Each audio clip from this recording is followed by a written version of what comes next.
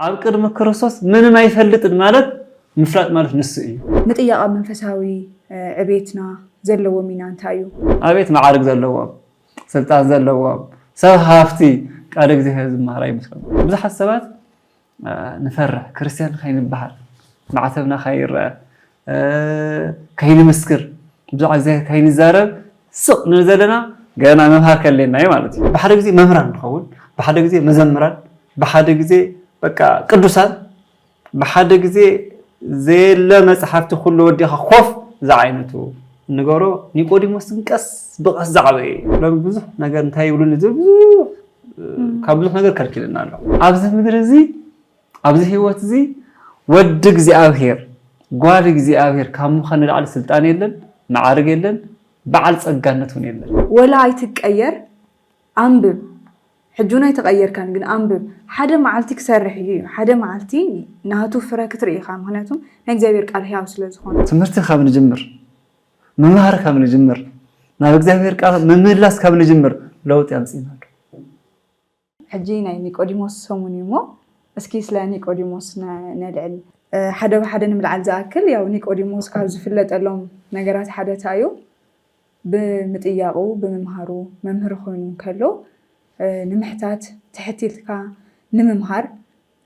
ክፍቲ ካብ ምዃን ወይ ደግሞ ዓርሱ ኣትሒቱ ካብ ምቕራብ ኢና ምጥያቕ መንፈሳዊ ዕቤትና ዘለዎም ኢና እንታይ እዩ? ኒቆዲሞስ ብዙሕ ኣብ መንፈሳዊ ዕቤትናን ደረጃታትናን ብዙሕ ኣስተምሮ ዝህበና እዩ። ከም ዘልክት ሓደ ምጥያቕ እዩ። ምጥያቕ ግን ንምንታይ ጠይቑ ንመን ከጠይቁ ዝብል መሰረታዊ ሓሳብ ላዕሊ ከድየና እዩ። ንምንታይ እዩ ኒቆዲሞስ ዝጠየቀሉ ከም ዝበልክዮ ኒቆዲሞስ ብዙሕ ማዕርጋት ኣለዎ። ሓደ ሓለቃ ይሁድ እዩ። መምህር እስራኤል ኻ ኢልዎ ጎይታ ባዕሉ እውን ከምኡውን ናይ ሸንጎ ኣይሁድ ኣባል እዩ። ኣብ ልዕሊ ከዓ በዓል ፀጋ እዩ። ካብቲ ሒዝዎ ዘሎ ዝበለፀ ጥያቄ ይጠይቁ። ንምንታይ ይጠይቁ ዝብል ሓደ ክርስቶስ ኢየሱስ ኣብ ቤተ መቅደስ ቤተይ ናይ ጸሎት ቤት እምበር ናይ ወንጀለኛታት ቤት ጌርኩም ኢሉ ብጭጉራፍ ገይሩ ከውፅኦም ከሎ ርዩ። ኣብ ውሽጡ ኒቆዲሞስ ቤተ እግዚአብሔር ከም ዝክኸውን ከሎ ውሽጡ ክኸውን እኮ ይግባእ ነይሩ ዝብል ሓሳብ ነይርዎ። ከምኡ ክኸውን ከሎ ምድጋፍ ጀሚሩ ሰብ እዚ ትክክለኛ እዩ ናማል ኸይዱ ድሓር ኣብ ቃና ዘገሊላ ድማ ማይ ወይኒ ምስ ኮነ ድማ ዝተኣምራ ድማ ንኩሉ ደቀ መዛሙርቱ እኳ ከይተረፈስ ብኡ ኣመኑ ዝብል ብጣዕሚ ዝተጋነነ ሓሳብ ነይሩ። ድሓር ኣብ ውሽጡ ሓሳብ ሰሪፅሉ ካብዚ ምድራዊ ነገር ሰማያዊ ካብዚ ግዝያዊ ነገር ዘለኣለማዊ ዝኾነ ነገር ጠይቐ ክርዳእ ኣለኒ። ምጥያቕ ማ እዚ በቃ ዘለኣለማዊ ነገር ንዘይሓልፍ ነገር ምጥያቕ ብጣዕሚ ኣገዳሲ እዩ። ድሓር ኣብቲ ዮሃንስ ወንጌል ምዕራፍ 3 እናግንዮ እስኻ ትገብሮም ተኣምራት እስኻ ትገብሮም ምልክታት እግዚአብሔር ምስኡ ተዘይኮይኑሲ ክገብሮ ዝኽእል የለን። ስለዚ እስኻ ካብ እግዚአብሔር መምህር ኮይንካ ከም ዝመፅኻ ንፈልጥ ኢና ኢልዎ። ድሓር እዩ እቲ ነገር ንሱ እዚ ዳግም ልደት ንብሎ መንፈሳዊ ልደት ሓሳብ ዝመፀ እዚ ድማ ዝገርመኒ እንታይ እዩ ዮሃንስ ወንጌል ምዕራፍ 3 ኦሪት ዘፍጥረት ምዕራፍ 3 ከናፅር ከሎ ኦሪት ዘፍጥረት ምዕራፍ 3 ኣዳምን ሔዋንን ዝተዋሃቦም ትእዛዝ ኣፍሪሶም ውልድነቶም ዝሰኣንሉ እዩ ምዕራፍ 3።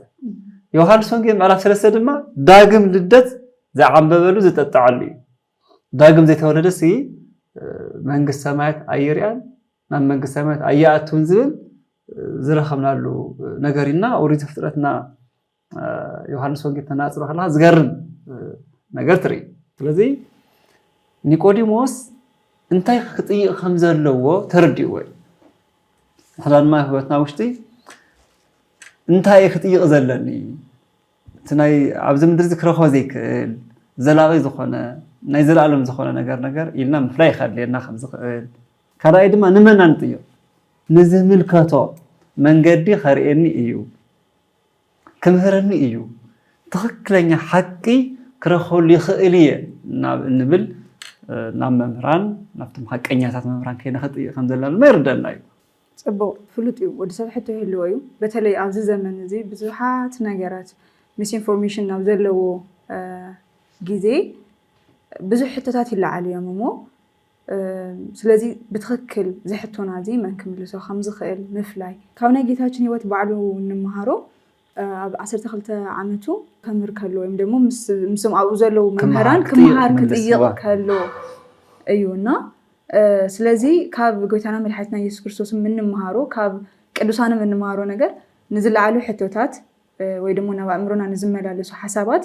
ዕረፍትን ንረኸሉ መልስን ንረኸሉ ቦታ ፈሊኻ ምፍላጥን ከምኡን ትምህርቲ ብቻ ይኾነን ወይ ደግሞ ብቃል ብስብከት ደረጃ ብቻ ይኾነን ነንብቦ መጽሓፍቲ ደቂ ዮሐንስ አፈወርቅ ከም ዝብሎ መጽሓፍ ክነንብብ ከለና ናይዚ ጸሓፊ ናይዚ መጽሓፍ እዚ ደራሲ መን ምዃኑ ከመይ ዝበለ ሰብ እዩ ዝብል ነገር ኣጽኒዕና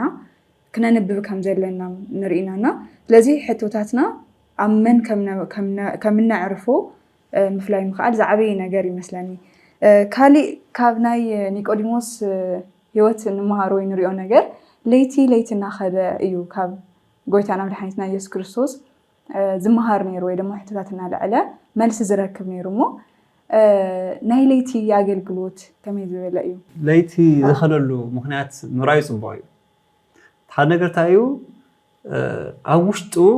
እምነት ኣለዎ ካብ ኒቆዲሞስ ዝበለፀ ሰብ መንፈሳዊ ህይወቱ ቀስ እናበለ ከዓቢ ከም ዘለውን የርእየና እዩ ካብ ሓደ ግዜ ንሽኩል ኢና ብሓደ ግዜ መምህራን ንኸውን ብሓደ ግዜ መዘምራን ብሓደ ግዜ በቃ ቅዱሳን ብሓደ ግዜ ዘየለ መፅሓፍቲ ኩሉ ወዲኻ ኮፍ ዝዓይነቱ ንገሮ ኒቆዲሞስ ቀስ ብቀስ ዝዓበየ ጎይታ ድማ ከመይ ከም ዝተቐበሎ ለይቲ ዝኸደሉ ምክንያት እንታይ እዩ ብናይ ኣይሁድ ሸንጎ ንክርስቶስ ተኸተለ ይባረር ይወፅእ ዝብል ሕጊ ስለ ዘሎ ሓደ ማዕረግ እኒኦ ኒቆዲሞስ ማለት ክመፅእ ከሎ መንገዲ ዝኽፈተሉ ቀይሕ ምንፃፍ ዝንፅፈሉ ዓብይ ሰብ እዩ ስለዚ ብቀትሪ ኬድካ ምምሃር ማለት ኣይፈልጥ እንዲ ክሳብ ሕዚ ኣይተምሃረን ድዩ ንሕና መምህር ንብሎ ዝብል እንታይ ይብሉኒ ሎም ብዙሕ ነገር እንታይ ይብሉኒ ዝብል ካብ ብዙሕ ነገር ከልኪልና ኣሎ ስለዚ እስኪ ለይቲ ከይደ ክምሃር እዚ መስዋዕትነቱ እውን እዩ ኒቆዲሞስ ሓደ ናይ ዕረፍቱ ግዜ ናይ ዕረፍቱ ግዜ እናሃለወ መስዋዕት ገይሩ ሓቂ ግን ክፈልጥ ኣለኒ ብሓደ ግዜ ናይ ኒቆዲሞስ ካብ ፀልማት ናብ ብርሃን ዝተሰጋገረ እዩ ድሓር ዓበይቱ ስለዚ ለይቲ ከይደ ክጥይቕ ክምሃር እምነት ዝዓቢ እዩ ካብ ሓይሊ ናብ ሓይሊ እናተሰጋገርካ ክትኸይድ እምበር ብሓደ ግዜ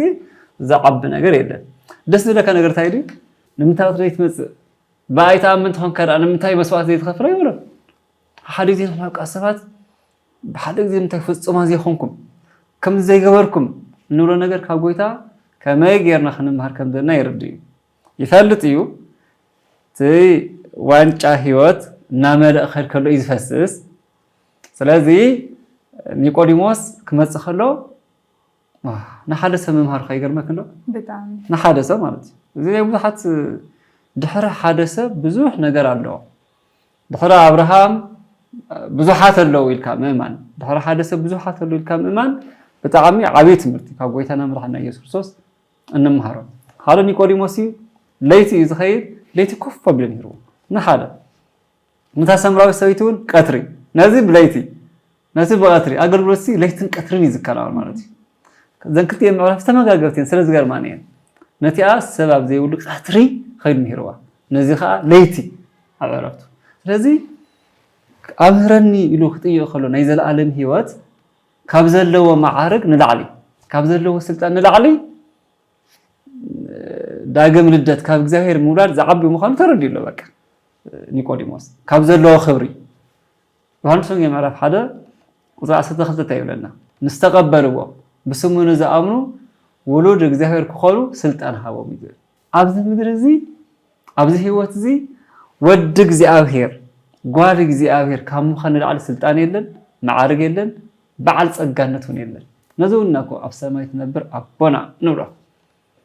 ዝተፈለየ ርክብ እዩ ዝህበካ ኒቆዲሞስ በሊፅዎ በቃ ናት ብውሽጡ ዝመላለስ ዝነበረ እምነት ከፅንዖ እንድሕር ኮይኑ ክመሃር ኣለዎ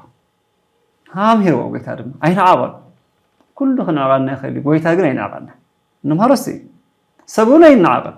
እንታይ ይበሃል ሰብ ኣይነዓቐን ናይ ፅባሕ መብፅሒኡ ኣይፍለጥን ዝበሃል ነገር ኣሎ ስለዚ ኒቆዲሞስ ለይቲ ኸይዱ ናይ ዕረፍትን ናይ ድቃሱን ግዜ መስዋዕቲ ገይሩ ቀትሪ ክሰርሕ ውዕል ምሸት ድማ ክመሃር ይሕብር ናይ ምሸት ተምሃራይ ኒቆዲሞስ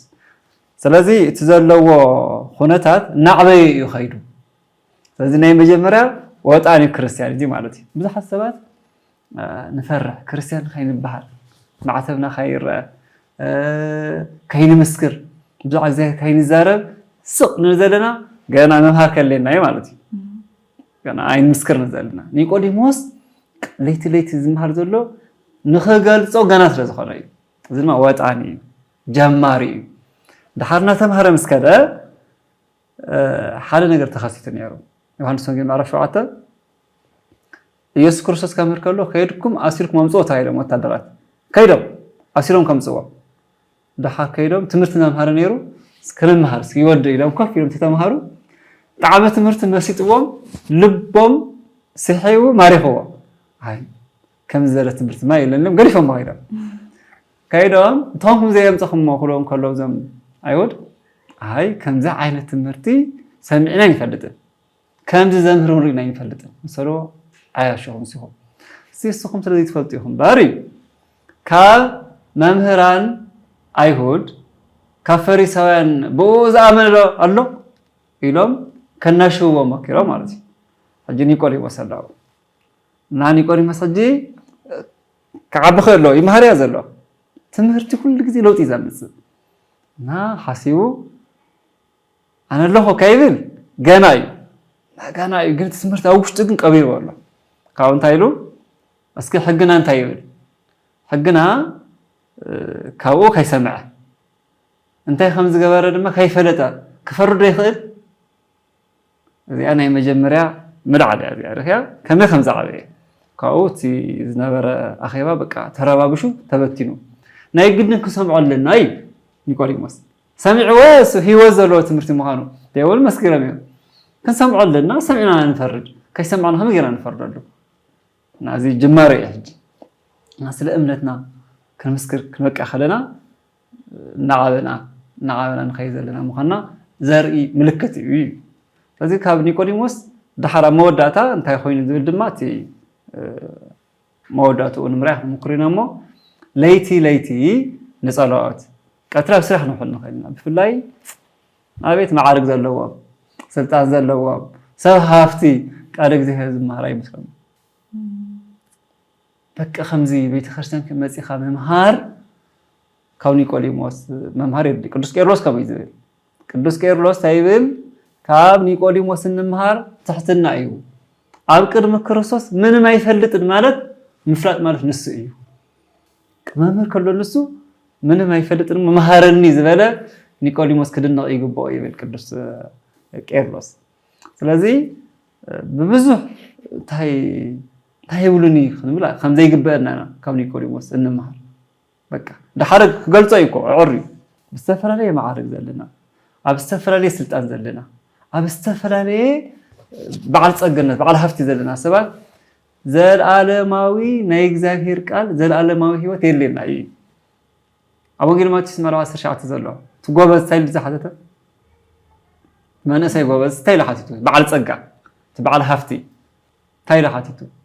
ናይ ዘለኣለም ሂወት ክረክብ እንታይ ክገብር ኣለኒ ጽቡቅ ዝነብር ኮስ ግን እዚ ምድሪ እዚ ሓላፊ እዩ ጊዜያዊ እዩ ዘይሓልፍ መንግስቲ ዘይሓልፍ ሂወት ዘይሓልፍ ዘይፈራረቆ ተሓጓስን ሓዘንን ዘይፈራረቆ ፍጹም ደስታን ተሓጓስን ዘሎ ብላዕሊ ብሰማይ እናተሓቂ ንሱ ምፍላጥ ነተሓቂ ንሱ ከም ኒቆዲሞስ ብለይቲ ድዩ ግዜና መስዋዕት ጌርና ዲና መምህራን ጠይቕና ዲና ኣንቢብና ዲና ኩሉ ሰብ ክፈልጦ ዝግብኦ እዩ እዚ ኒቆዲሞስ ዓብዪ ትምህርቲ ይሂብና ካሊእ ኣብዚኣ ክንዕላ ዝደለኹ ብዙሕ ግዜ ብሓደ ግዜ ዘይተለወጥና ዝብል ዓይነት ናይ ምችኳል ወይ ምህፃፅ ነገራት ይረአዩ እዮም ኣብ ወዲ ሰብ ቶሎ ኢልካ ለውጥ ናይ ምድላይ አንተ ቶሎ ዝነበርካ ነገር ምምሃር ኩሉ ግዜ ክኾን ከም ዘለዎ ናይ ፍሬ ግዜ ናይ ባዕሉ ግዜ እኒኦ ሓቀይ በተለይ ቃል እግዚአብሔር ክኾን ከሎሲ ናይ ምዝራእ መዓልትስ ናይ ምዕፃር መዓልቲ ኣይኮነን ያ ሶ ናይ እግዚአብሔር ቃል ከዓ ሕያው እዩ እሞ ሰርሐሉ መዓልቲ ስኒ ዝፈረየሉ ግዜ እኒኦ ተተጋጊ ኣብ ምሽኑዳ ዝብልዎ ቃል ወላ ኣይትቀየር አንብብ ሕጁና ይተቀየርካን ግን አንብብ ሓደ መዓልቲ ክሰርሕ እዩ ሓደ መዓልቲ ናቱ ፍረ ክትርእኻ ምክንያቱም ናይ እግዚአብሔር ቃል ሕያው ስለ ዝኾነና እዚ ካብበልና ስለ ኒቆዲሞስ ናይ ዕረፍቲ ሰዓቱ ናይ ድቃስ ሰዓቱ መስዋዕቲ ገይሩ ለይቲ እናተመላለሰ መምህር ኮይኑ ከሎ ብዙሓት ማዕርጋት ሒዙ ከሎ ማዕርጉ ገደብ ከይሃቦ ወይ ደሞ ናይ ምዕባይ ስምዒት ከይፈጠረሉ ብትሕትና እናጠየቀ ዝተምሃረ ፍጻሜው እንታይ ይመስል? ኒቆዲሞስ መስዋዕት ገይሩ ተማሂሩ ዳኻ ክገልጾ እዩ ካብቲ ናይ መጀመርያ ኣብቲ ካልኣይ ዝረኣና ይሓይሽ ካብኡ ድሓር ግን መወዳእታ ግን ናይ ክርስቶስ ስቅላት ሰዓት ክመፅእ ከሎ ዝገበሮ መደነቂ መማን ብዙሕ ግዜ ንሕዚ ኣብዚ ወጣኒ ኒቆዲሞሳት ክንምስክር መከራ ክንረክብ ኣይንደልን ንሕባእ ንሽኳዕ ማለት እዩ መከራ ፈተና ንፈርሕ ኢና ፊልጵስዩስ ምዕራፍ 1 ቁፅሪ 29 እንታይ ዝብለና ቅዱስ ጳውሎስ ቦ ክትኣምኑ ጥራይ ዘይኮነሲ ምእንቱ መከራ ክትረኽቡ ኢኹም ተኣምኑ ዘለኹም እዩ ንኻ ሓደ ግዜ ወጣኒ ኒቆዲሞሳት ንኸውን ኢና በቃ መከራ ይትንከዓኒ ፀገም ይትንከዓኒ ግን ይኣምን እየ ስለዚ ግን ዘየቋርፅ ለውጢ ንክነምፅእ ግን ክንመሃር ክንንብብ ንስሓ ክንኣቱ መንፈሳዊ ፀጋታት ክንገብር ይግብአና ድሓር ኒቆዲሞስ ኣብዚ ክርስቶስ ኣምላኽና ኣብ ዝተሰቐለሉ ግዜ ዝገበሮ ዘድንቕ እዩ ሃዋርያት ኩሎም ዝፀፍኡሉ ግዜ እዩ ክርስቶስ መልክዕ ደምግባት እውን የብሉን ከም ወንጀለኛ ተሰቒሉ ኣብ ዝተሰቐለሉ ግዜ ምእንታና ነብሱ ምስ ሃበ ኒቆዲሞስ ሽዑ ተገሊፁ ክርስቶስ ተኣምር እናገበረሉ ምልክት እናገበረ እናተመላለሰ እናሃሎ ይመሃር እዩ ነይሩ ይዕቢ ነይሩ እና ብዙሓት ሰባት ኣይንሪኦም ንሕና ክሰርሑ ከለዉ ዝረኣዩ ጥራሕ ኣለዉ ዘይረኣዩ ሰባት እውን ኣሉ ዝሰርሑ ውሽጦም ንምዕባይ ዝፅዕሩ ሰባት ከም ኒቆዲሞስ ድሓር ዝግለፁ ሰባት ኣለዉ ድሓር ኒቆዲሞስ ዝተምሃሮ ትምህርቲ ጎይታ ብፍቕሪ የምሂርዎ ድሓር ሃዋርያት ኣብ ዝተበተንሉ ግዜ ክርስቶስ ምእንታና ኢሉ ዘይምሱል ኣብ ዝመሰለሉ ግዜ ከም ወንጀለኛ ኣብ ዝተሰቐለሉ ግዜ ኒቆዲሞስ ተገሊፁ እቶም ዝተገለፁ ተሰዊሮም ተሓቢኦም እሱ ድማ እንታይ ኮይኑ ተገሊፁ ስለዚ ካብ ፀልማት ናበይ ኮይኑ ሕጂ ናብ ብርሃን ካብ ፍርሒ ናብ ትብዓት ክባረር እየ እዩ ማዕርገ ክወርድ እዩ ነይሩ እዚ ግን ፍርሒ የለን ዮሃንስ ብመልእኽቲ ኢልና ኣብ ፍቕሪ ፍርሓት የለን ሕጂ ብትክክል ኣፍቂርዎ እዩ በቃ ካብ ፀልማት ህይወት ናብ ብርሃን ህይወት ምምፃእ ካብ ጥርጣረ ናብ እምነት ምምፃእ ካብ ፍርሒ ናብ ትብዓት ምምፃእ ኢና ንመሃር ዘለና በቃ ኒቆዲሞስ ነዚ መምህርና እዩ ነዚ እውን ኣብ ቤተክርስትያንና ቅዱስ ያሬድ እዚ ሰሙን እዚ ኒቆዲሞስ ዝብል ስም ዝሃቦ ኒቆዲሞስ ናይ ግሪክ ቃል እዩ በቃ ዝተዓወተ ህዝቢ ማለት ትርጉሙ እኮ ትክክል እውን ዝተዓወተ ህዝቢ ዝበሃል እግዚአብሔር ዝሓዘ ህዝቢ እዩ ናይ እግዚአብሔር ውሉድ ዝኾነ እግዚአብሔር ኣምላኹ ዝኾነ ህዝቢ ብፁዕ ይብል ቅዱስ ዳዊት ስለዚ ኒቆዲሞስ ወፂኡ ዝተቀነወ ቅንዋቱ ኣላቂቁ ክቐብሮ ቅዱስ ዮሃንስ አፈወርቅ ንንጉስ ጥራይ ዝግባእ ሽቶ ንንጉስ ዝግባእ ክብሪ ብዝግብኦ መግነዝ ዘምፅእ እዩ ብሃፍቱ ብገንዘቡ ዘገልገለ እዩ ግዜ ሂቡ ገንዘቡ ሂቡ ግልቦቱን ህይወቱን ድማ ክህብ ናብ ኣደባባይ ወፂኡ ስለዚ ሰብ ናብ ምስክርነት ክበቅዕ ከሎ ተማሂርካ እዩ ንሕጠይቅካ እዩ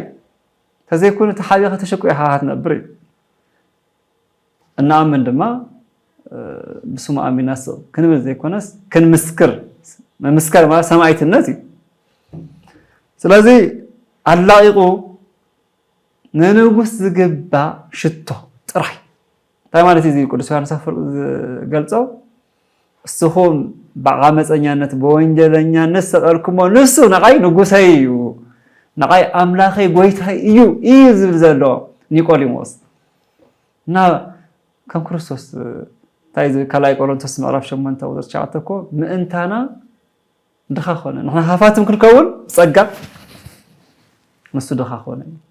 መቃብረ አይብሉን ቤት አይብሉን ከዳና ሓንቲያ እዚ ክንሓስብ ከለና ኣብዚ ምድሪ እዚ መጽንሒና እዩ ዝምድር እዚ ንዘለዓለም እንነብረሉ ኣይኮነን ኢና ክንጽናና ንኽእል እኮ ካብ ጎይታ ንመሃርኩ ካብ ቅዱሳን ኢና ንመሃር በዚ ብኽብሪ ኮይኖም ምስ ዮሴፍ ዘአርማትያስ ዝበሃል ኮይኖም ብሓደ ቀቢሮም እዚ ዘርኢ ክንደየናይ ከም ዝተበዐ እምነቱ ክንደየናይ ብምምሃር ብምጥያቅ ከም ዝዓበየ ዘርኢ እዩ እዚ ኒቆዲሞስ ሕጂ ዓቢዶ هو ዓቢዩ ንሕና ኸ ትምህርቲ ካብ ንጅምር ምምሃር ካብ ንጅምር ናብ እግዚአብሔር ቃል ምምላስ ካብ ንጅምር ለውጥ ያምጽና ሓደ ነገር ዝበሃል ምምላስ ንኽንምለስ ይባሃል